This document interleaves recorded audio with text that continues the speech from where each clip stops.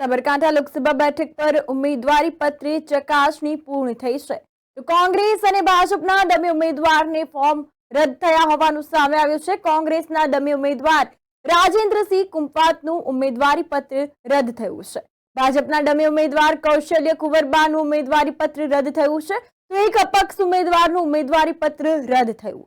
અપક્ષ ઉમેદવાર નરેન્દ્રસિંહ પરમારનું ઉમેદવારી પત્ર જે છે તે રદ થયું હોવાનું સામે આવ્યું છે। આ દરમિયાન જો વાત કરવામાં આવે તો લોકસભાની ચૂંટણીને લઈને હવે સમગ્ર દેશમાં પડઘમ વાગી રહ્યા છે। સાબરકાંઠાની વાત કરવામાં આવે તો સાબરકાંઠા લોકસભા બેઠક પર ઉમેદવારી પત્ર ચકાસણી પૂર્ણ થઈ છે અને કોંગ્રેસ અને ભાજપના ડમી ઉમેદવારનું ફોર્મ રદ થયું છે। કોંગ્રેસના ડમી ઉમેદવાર રાજેન્દ્રસિંહ કુંપાતનું ઉમેદવારી પત્ર રદ થયું છે ત્યારે ભાજપના ડમી ઉમેદવાર કૌશલ્ય કુંવરબાનું ઉમેદવારી પત્ર રદ થયું છે। એક અપક્ષ ઉમેદવારનું ઉમેદવારી પત્ર પણ રદ થયું છે તો અપક્ષ ઉમેદવાર નરેન્દ્રસિંહ પરમારનું ઉમેદવારી પત્ર રદ થયું છે।